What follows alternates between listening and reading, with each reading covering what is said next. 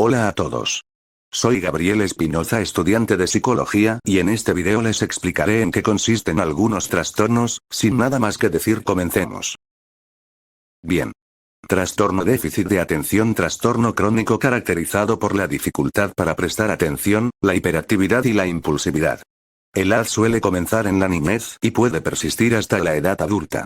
Puede ocasionar baja autoestima, problemas en las relaciones y dificultades en la escuela, o el traveste es un trastorno del desarrollo asociado con un patrón continuo de falta de atención, hiperactividad o impulsividad.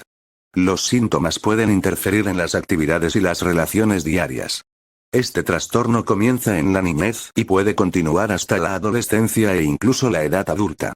Las personas con este trastorno experimentan un patrón continuo de los siguientes tipos de síntomas. Falta de atención. Tener dificultad para prestar atención.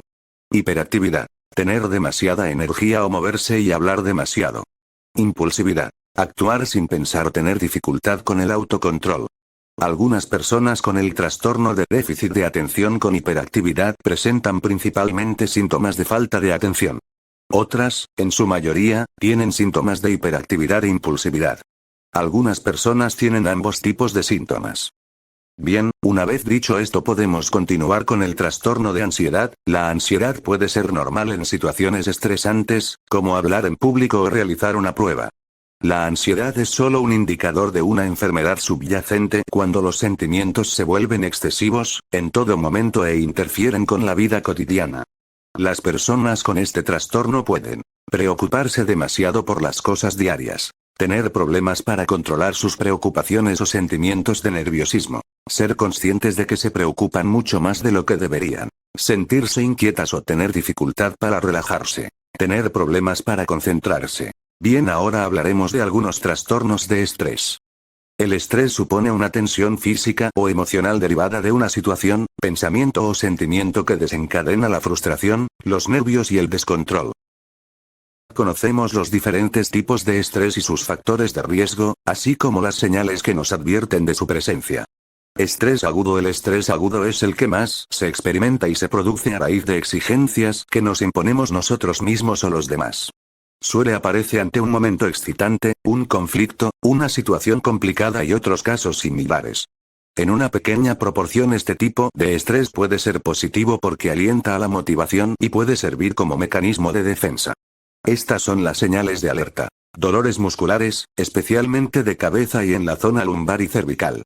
Afecciones digestivas. Diarrea, estreñimiento, dolor abdominal, etc.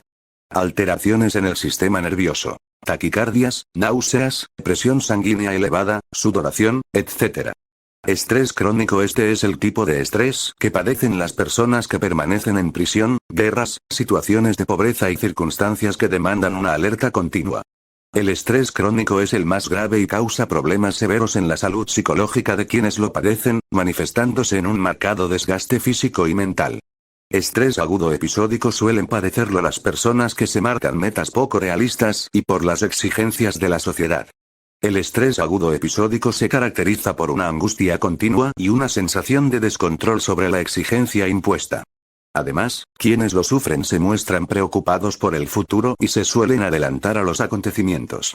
Factores de riesgo del estrés. Los distintos tipos de estrés provocan problemas de salud como trastornos psicosomáticos, ansiedad, depresión o afecciones cardíacas, entre otras. Por lo que es fundamental conocer los factores de riesgo que desencadenan la alteración y evitarlos en la medida de lo posible. Agentes psicológicos. Timidez. Varios estudios señalan que las personas más introvertidas y con una mayor sensibilidad son más propensas a sentirse abrumadas en situaciones estresantes. Asimismo, al ser más cerradas sufren más la presión y la sensación de descontrol. Autoinfluencia. Se refiere a la manera de interiorizar las situaciones y digerirlas. Unos reaccionan con más estrés y otros se mantienen más serenos. Predisposición a padecer ansiedad. Hay individuos que de por sí tienden a ser más ansiosos e inquietos y ello incrementa sus niveles de estrés. Agentes ambientales. El fin de una rutina o hábito. Adaptarse a una nueva rutina siempre cuesta, ya que mente y cuerpo necesitan su tiempo para integrarse en el nuevo escenario. Acabar unas vacaciones y volver a coger el ritmo del día a día es un claro ejemplo de ello.